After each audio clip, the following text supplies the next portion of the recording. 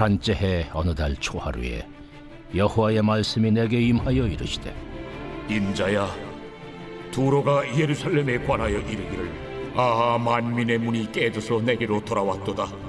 그가 황파였으니 내가 충만함을 얻으리라 하였도다. 그러므로 주 여호와께서 이같이 말씀하셨느니라.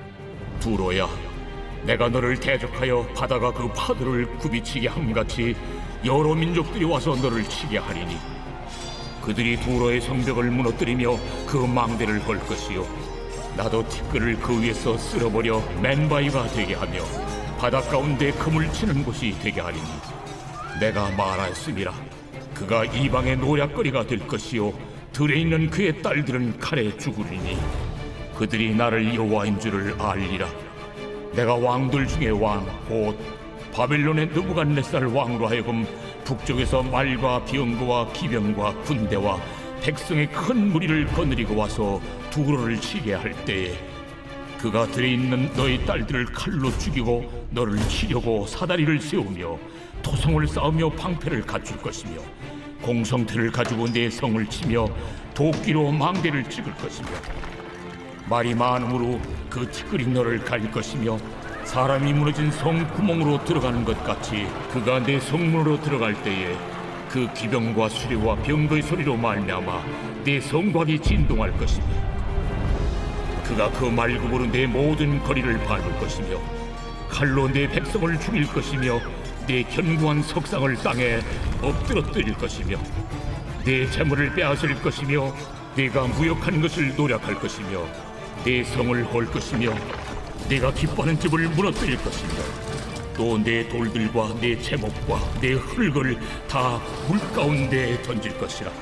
내가 내 노래소리를 그치게 하며 내 숨소리를 다시 들리지 않게 하고, 너를 맨 바위가 되게 한즉 내가 금을 말리는 곳이 되고 다시는 건축되지 못하리니 나 여호와가 말하였음이니라. 주 여호와의 말씀이니라. 주 여호와께서 이같이 두로에 대하여 말씀하시되, 내가 엎드러지는 소리에 모든 섬이 진동하지 아니하겠느냐. 곧 너희 가운데 상한 자가 부르짖으며 죽임을 당할 때에라. 그때에 바다의 모든 왕이 그 보좌에서 내려 조복을 벗으며 수놓은 옷을 버리고 떨림을 입듯 하고, 땅에 앉아서 너로 말미암아 무시로 떨며 놀랄 것이며, 그들이 너를 위하여 슬픈 노래를 불러 이르기를, 항해자가 살았던 유명한 성읍이여, 너와 너의 주민이 바다 가운데 있어 견고하였도다. 해변의 모든 주민을 두렵게 하였더니 어찌 그리 멸망하였는고. 내가 무너지는 그날에 섬들이 진동할 것이며, 바다 가운데의 섬들이 내 결국을 보고 놀라리로다 하리라. 주 여호와께서 이같이 말씀하셨느니라. 내가 너를 주민이 없는 성읍과 같이 황폐한 성읍이 되게 하고, 깊은 바다가 내 위에 오르게 하며 큰 물이 너를 덮게 할 때에, 내가 너를 구덩이에 내려가는 자와 함께 내려가서 옛적 사람에게로 나아가게 하고, 너를 그 구덩이에 내려간 자와 함께 땅 깊은 곳, 예로부터 황폐한 곳에 살게 하리라. 내가 다시는 사람이 거주하는 곳이 되지 못하리니 살아있는 자의 땅에서 영광을 얻지 못하리라. 내가 너를 패망하게 하여 다시 잊지 못하게 하리니 사람이 비록 너를 찾으나 다시는 영원히 만나지 못하리라. 주 여호와의 말씀이니라.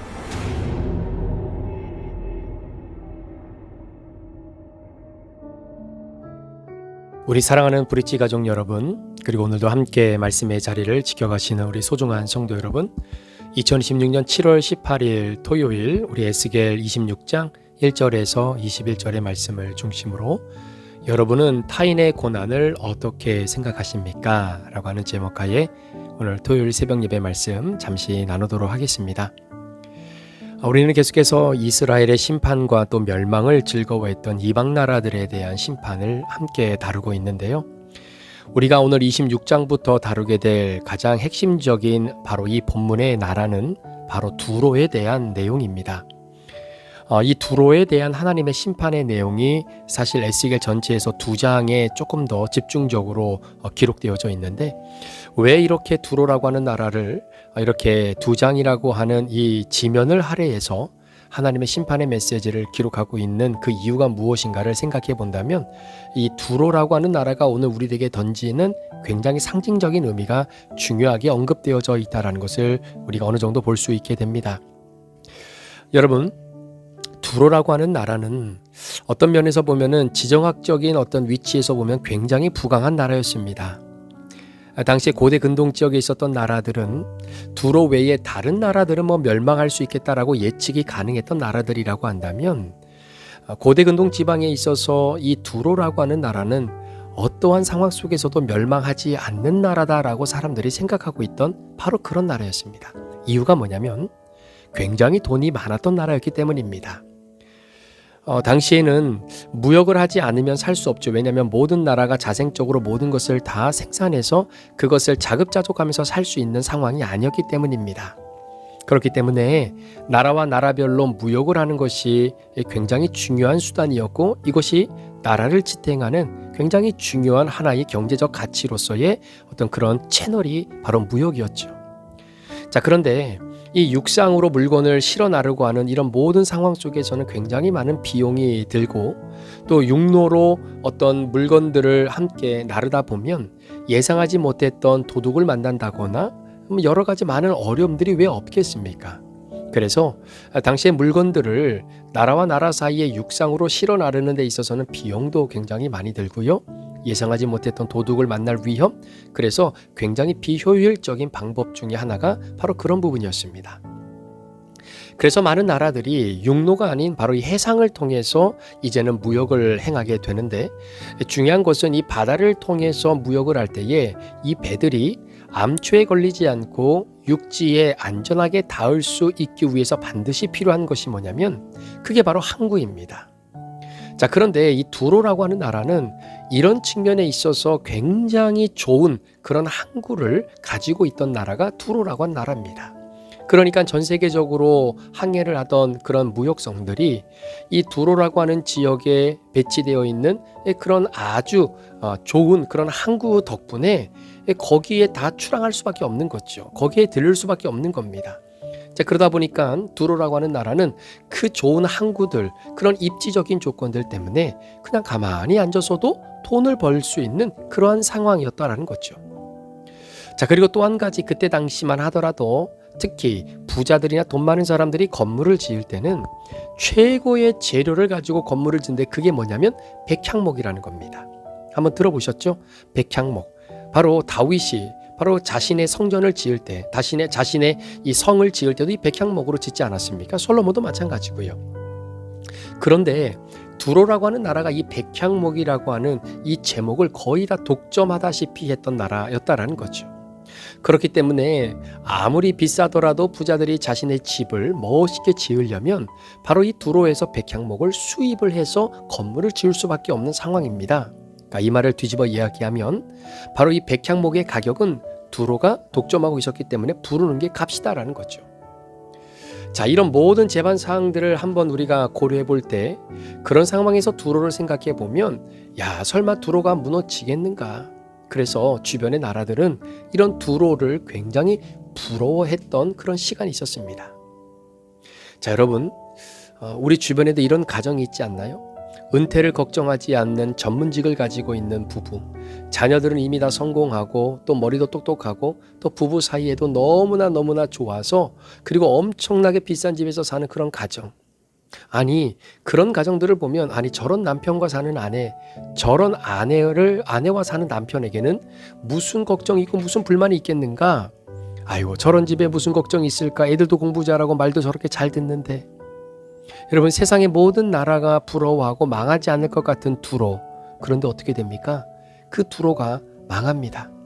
그러니까 이걸 좀 적용해 보자면 절대로 무너지지 않을 가정이라고 생각했는데 부부 사이에 돌이킬 수 없는 상처를 경험해요.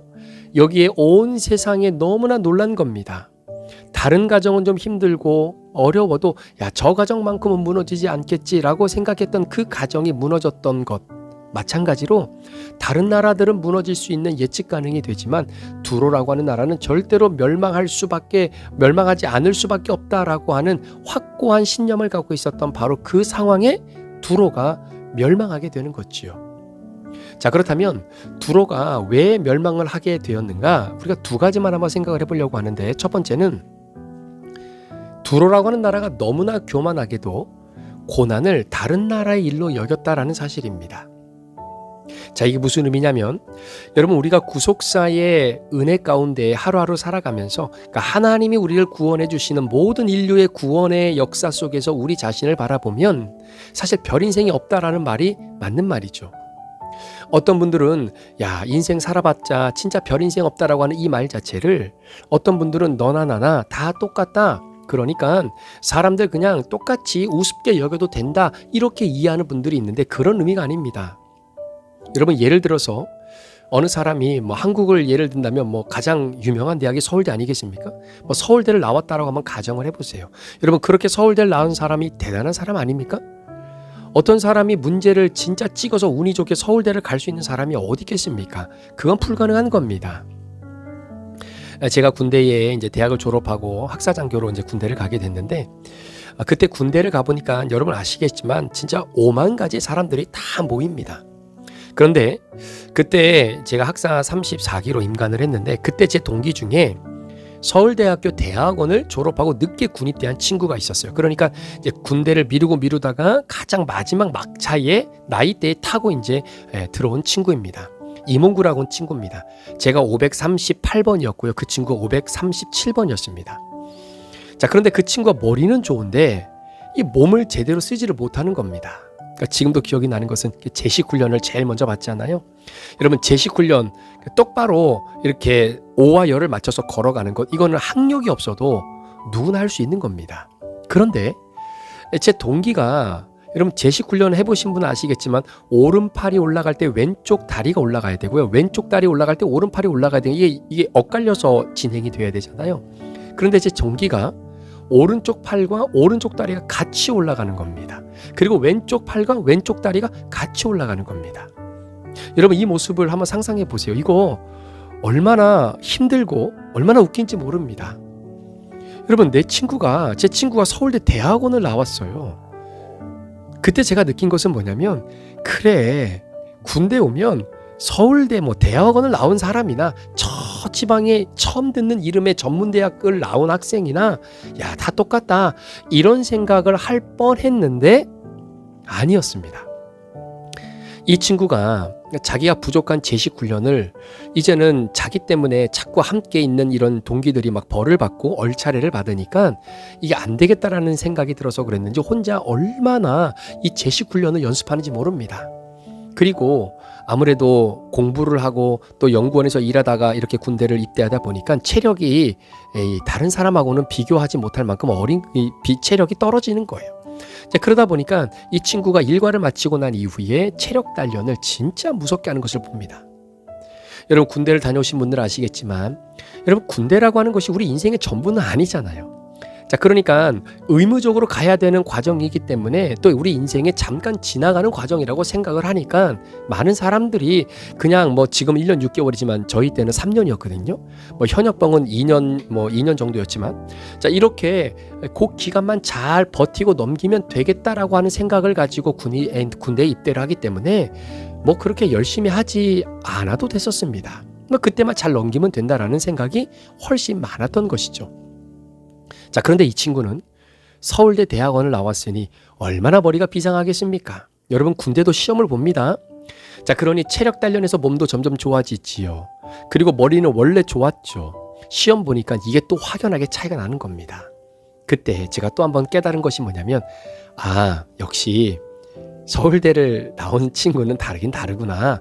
이 친구가 그냥 서울대를 간 것이 아니구나. 자신에게 주어진 그 일이 어떤 일이든지 이 친구는 최선을 다해 감당하는 그 열정이 그냥 군대에 입대해서 3년이라고 하는 시간을 지나야 되는 다른 동기들에 비해서는 눈에 빛이 났던 친구였다라는 것이죠. 여러분, 그렇습니다. 뭐 별 인생 없다라고 하는 그 별 인생 없다는 말이 너나 나나 다 똑같다, 그냥 걔 우습게 봐도 된다, 그런 의미가 아닌 것입니다. 그런 의미에서 본다면 우리 어르신들은 진짜 존경할 만한 거지요. 왜냐하면 산전수전 공중전을 다 겪으면서 지금까지 정말로 인생을 살아오신 그 분들, 여러분 별 인생이 없다는 말은 그래서 여러분 어른들 무시하고 아무도 인정하지 않는데 사용돼서는 안 되는 말이기도 합니다. 자, 그런데 제가 여러분들에게 별 인생이 없다, 그러니까 하나님의 구속사의 의미에서 이 땅을 살아가는 모든 사람들이 별 인생이 없다라고 하는 말의 뜻은 뭐냐면, 여러분 우리가 사는 이 세상은 환경이나 지위에 따라서 평등하지 않을 수 있습니다. 그렇죠? 뭐 지위 고하를 막론하고 아무래도 지위가 높은 사람은 지위가 낮은 사람에게 지시를 하고 지위가 낮은 사람은 지위가 높은 사람의 지시를 받아야 되는 겁니다. 자, 그런데 세상은 이렇게 환경과 여건 또 어떤 지위에 따라서 평등하지 않은 것이 맞아요. 그러나 하나님이 이 땅에 살아가는 사람으로 하여금 완전하게 평등을 이룰 수 있는 두 가지를 주신 것이 있습니다. 그런 의미에서 모든 인생 다 똑같다라는 그런 의미예요. 자, 그것이 뭐냐면 바로 죽음과 고난입니다. 여러분, 죽음이라고 하는 것, 이 세상을 살아가는 어떤 사람 중에도 고난, 이 죽음을 피해갈 수 있는 사람은 아무도 없습니다. 아무리 돈이 많고 학력이 높은 사람이라 할지라도, 아무리 학력이 낮고 돈이 없는 사람이라 할지라도 죽음이라고 하는 이 앞에서는 누구나 피해갈 수 없이 모두가 다 경험해야 하는 평등한 일이라는 거죠.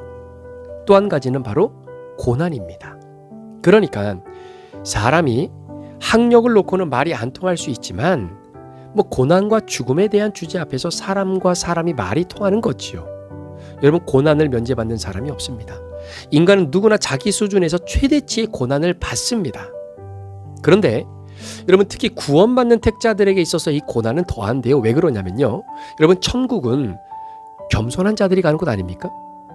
믿음이 있는 겸손한 사람. 그런데 태어날 때부터 교만함을 가지고 태어나는 인간이 고난 없이 겸손해질 수 있다고 생각하시나요? 절대 그렇지 않습니다. 여러분, 고난이 와도 그 고난 앞에서 겸손해지지 않으려고 발버둥 치는 존재가 인간인데요. 어찌 고난 없이 사람이 겸손해질 수 있겠습니까? 어떤 사람들은 저 사람은 참 성품이 겸손해, 이런 말을 하는데 저는 이 말을 믿지 않습니다. 겸손은 절대로 성품으로 완성될 수 없기 때문입니다. 여러분, 불량 학생은요, 그 나름대로의 자신의 일탈이 그의 교만의 모습이 있고요. 공부 잘하는 학생은 그 나름대로의 교만이 있는 겁니다. 대형교회 목사님은 그 나름대로의 교만이 있고, 작은 교회를 목회하는 목사님들은 나도 모르게 가지고 있는 열등감으로 드러나는 나만의 교만을 다 가지고 있다라는 거죠. 자, 그래서 불량 학생이 천국 가려면 내 혈기를 꺾는 고난이 와야 되는 거고요. 모범생이 천국 가려면 자기의 의와 교만을 꺾는 고난이 있어야 되는 것입니다. 그러니까 각자에게 맞는 고난이 와야 겸손해지고 천국 갈 수 있는 거죠. 그래서 나중에 천국 가면 한번 믿음의 선진들에게 이렇게 물어보고 싶어요. 이 모든 사람들의 공통 분모가 뭔지 아십니까? 그게 고난입니다. 아브라함도 고난받고, 모세도 고난받고, 사도 바울도 고난받고요. 심지어 우리 예수님도 고난받으셨습니다. 모두가 고난의 세례를 받은 겁니다. 여러분, 예수를 믿지 않는 불신자들은 좀 잠시 접어두고요. 구원받은 택자들에게 있어서 고난에 대해서 정리할 것이 하나가 있습니다. 자, 그것은 고난에는 남의 고난이라는 것이 없다라는 거예요. 그러니까 나와 상관없는 고난이 없다라는 겁니다. 예수 그리스도를 믿어 구원받아 하나님의 자녀가 된 이 택자에게 주신 고난은 여러분, 나에게 주시는 고난이고요. 남에게 주시는 고난은 반드시 내 구원과 상관이 있다라는 겁니다. 저는 아버지가 목회하시면서 경험하셨던 여러 가지 고난을 제가 보고 자랐던 부분이 있습니다. 그런데 그 고난은 아버지만의 고난이 아니었습니다. 오히려 그 고난은 장차 내가 당할 고난이고 택자인 나에게 주시는 하나님의 메시지였습니다. 다 제 구원에 필요한 것이기 때문에 주신 고난이었다라는 사실입니다. 여러분, 성도님들이 간증할 때 있잖아요. 여러분, 세상에서 제일 교만한 사람이 누구냐면요, 남의 고난이 나와 아무 상관없다라고 생각하는 사람입니다. 정말로 은혜 받아서 내가 지은 죄를 고백하며 내가 누군가와 바람핀 이야기, 사업에 망한 이야기, 술 마시고 중독된 이야기를 들을 때 이 이야기는 하나님께서 나 들으라고 주신 메시지고 내 구원과 반드시 연관되는 고난이다라고 하는 사실을 잊어서는 안 되는 겁니다. 그래서 이 세상 모든 고난이 내 고난으로 연결되어질 때 사람이 거룩해지고 비로소 하나님의 눈을 가지고 사역의 문이 열려지는 겁니다. 자, 그런데 오늘 본문에 등장하는 두로와 같은 이 불신자들의 특징, 어떤 특징입니까? 남이 당하는 고난이 나와는 아무런 상관이 없다라는 겁니다. 자, 1절 말씀에 보면요, 에스겔이 하나님의 말씀을 받은 그때가 포로로 잡혀간 지 11년째가 되는 해입니다. 자, 이때 어떤 일이 일어난 줄 아십니까? 바로 남유다가 바벨론에게 멸망된 시기입니다. 그래서 두로가 예루살렘의 멸망을 본 거예요. 자, 그것을 내게 주시는 메시지로 받고 남유다의 멸망을 반면교사로 삼아서 더욱 자신을 성찰하고 하나님께 가까이 나갔다면 두로는 절대로 망하지 않습니다. 그런데 남유다가 망한 이 모습을 보고 두로의 반응이 어떻습니까? 자, 2절에 보니까 이렇게 기록되어 있죠. 만민의 문이 깨져서 내게로 돌아왔도다. 그가 황폐하였으니 내가 충만함을 얻으리로다 하였도다. 이렇게 기록되어 있습니다. 남유다의 멸망과 나와는 아무런 상관이 없다는 거지요. 그런데 안타까운 사실은 당시에 바벨론이 남유다를 칩니다. 그 다음에 두로를 치는 이 역사적 사건을 보듯이 인생의 고난은 다른 사람을 친 다음에 반드시 나에게 돌아옵니다. 자, 그런데 오늘 본문 7절에서 9절에 기록된 말씀처럼 바벨론이 군사들을 이끌고 두로를 치러 옵니다. 이때 두로를 치기 위해 사다리를 세우고 공성태를 가지고 성을 치고 도끼로 망대를 찢기 시작하게 되면 여러분, 여기에 버틸 장사가 누가 있겠습니까? 이게 무슨 말이냐면요, 이렇게 고난이 찾아와 내 가정이라는 성벽에 다리를 세우고 성을 치고 도끼로 내 가정의 그 모습의 망대를 찍으면 버틸 가정이 누가 있겠느냐라는 거예요. 자, 그런데 놀라운 사실은 바벨론이라고 하는 이 고난은 이 땅에 존재하는 어떤 가정이라도 다 방문합니다. 남유다라고 하는 나라만 방문하고 고난의 주체는 방문하는 그런 고난의 주체가 아니에요. 남유다를 방문하면 그 다음은 두로라고 하는 가정을 방문하게 되어 있는 겁니다. 여러분, 그 사람이 고난을 당했잖아요. 그러면 그 다음은 내 차례인 거예요. 다 한 번씩은 고난이 방문하는 겁니다. 그래서 가정을 위해 기도하고 목사가 교회를 위해서 기도할 때 가장 허무한 기도가 뭔지 아십니까? 고난이 없게 해달라고 하는 기도예요. 그것은 응답이 될 수 없는 기도입니다. 자, 그런데 평소에 남의 고난이 곧 나의 고난이다라고 하는 인식을 가지고 하나씩 믿음의 준비를 해온 사람은 망하지 않는다라는 겁니다. 남의 고난을 나의 고난으로 인식하지 못하고 살다가 갑자기 그 고난이 나에게 찾아오니까 이거 손쓸 겨를도 없이 무너지는 거지요. 그래서 우울증도 걸리고 공황장애도 오고 14절 말씀처럼 부부와 가정이 맨바위가 되어서 그물을 말리는 맨땅이 되는 겁니다. 그 높은 성루가 다 무너지고 그저 그물을 말리는 맨땅이 되어버린다라는 거죠. 이건 제가 그렇게 생각을 해본 겁니다. 오늘날 사람들이 교회를 찾아올 때 고난이 없는 교회, 문제 없는 교회, 그리고 좀 편하게 신앙생활할 수 있는 교회, 부담 없이 다닐 수 있는 교회를 찾는 경우들이 의외로 많습니다. 근데 제가 오늘 말씀을 준비하면서 들었던 생각이 뭐냐면, 이런 교인들이 궁극적인 목적은 남의 고난은 남의 고난으로 끝나는 것이지 그 고난이 내 고난과 연결된다는 생각조차 하기를 싫은 겁니다. 그러니까 교회를 와도 고난이 많고 문제가 많은 교회들은 예를 들면 성도들의 아픔과 그 환난과 어려움이 그냥 그 사람의 환난과 어려움으로 끝났으면 좋겠다라는 거죠. 그게 나하고 연결되는 그런 복잡한 마음 갖고 싶지 않다라는 겁니다. 그러니까 그런 사람들이 생각하는 고난은 특수한 일인 거예요. 보통 사람이 나는 고난당하는 사람이 아니고 그 고난이 나와 연결된다고 생각하는 교회는 가고 싶지 않은 겁니다. 자, 그런데 보세요. 그렇게 남의 고난을 남의 고난으로만 치부하고 내 고난이라고 받아들여지지 않잖아요. 그 고난이 나에게 미래에 닥쳤을 때 핸들할 능력이 없는 겁니다. 그래서 무너지는 겁니다. 사랑하는 여러분, 세상에 남의 고난이라는 것은 없어요. 그렇게 믿고 살아가는 사람이 훗날 동일한 고난이 나에게 찾아왔을 때 어찌 그 고난을 해석할 수 있는 힘이 그리고 영적인 맷집이 있겠습니까? 그게 아니라는 겁니다. 준비가 안 되어 있으니까 허둥대다가 완전히 무너지는 겁니다. 남의 고난을 우습게 여기면 안 되는 겁니다. 다른 사람이 겪는 건강의 어려움, 사업의 힘듦, 관계의 무너짐, 갈등으로 인한 상처된 마음, 그 사람들만의 고난이 아니라 나에게도 임할 수 있는 고난이다는 사실입니다. 따라서 이 세상의 모든 고난은 나를 보여주는 거울이고 다른 사람의 고난은 장차 내가 당할 고난이다라는 거죠. 따라서 남의 고난을 통해 내 고난을 미리미리 준비해야 막상 고난이 닥쳤을 때 하나님의 선하시고 기뻐하신 뜻이 무엇인지를 분별할 수 있는 것입니다. 따라서 두로처럼 고난 앞에서 절대로 교만해서는 안 됩니다. 남의 고난이라고, 남의 상처라고, 아픔이라고 우습게 생각해서 안 됩니다. 평소에 고난을 잘 준비하시면 그 고난을 이길 방법이 보이는 거죠. 자, 두 번째로 두로가 망한 이유가 무엇일까? 그것은 바로 예루살렘의 멸망을 나의 충만함으로 여겼기 때문입니다. 자, 잠깐 흥하다가 망하는 사람의 특징이 있죠.